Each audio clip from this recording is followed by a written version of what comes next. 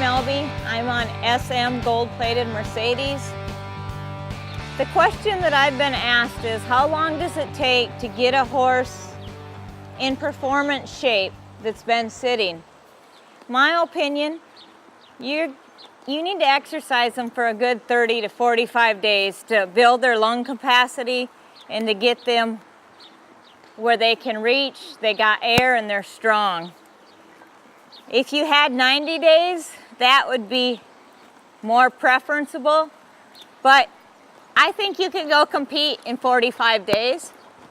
I like to do a lot of long trotting, but when I trot, I don't want my horse to break into a lope. I want him to extend his front legs and move out.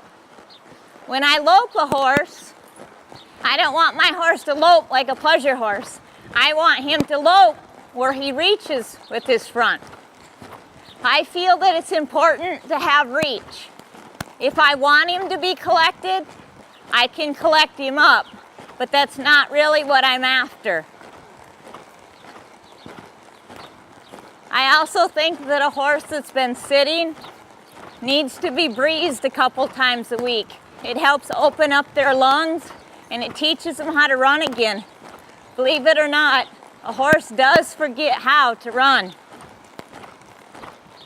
When I ask a horse to run, if I move my hand forward, I want him to go. If I ask him to stop, I want him to stop. Preferably not lug on my bridle or my bits. I teach a lot of horses that are not in condition speed control. And in speed control, that helps me gain conditioning because I'm long trotting, I'm loping with a stride, and I'm sprinting my horse. But at the same time, I want a good-minded horse.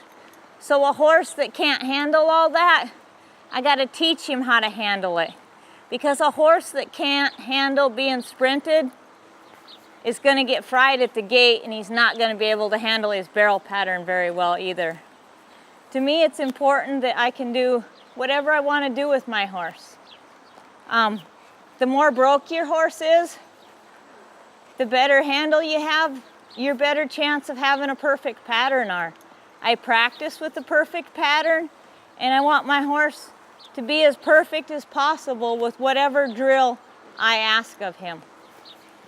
When you're conditioning your horse, I think it's important that even though you have a horse that's out of shape, fat, soft, however you want to word it, you have to feed them.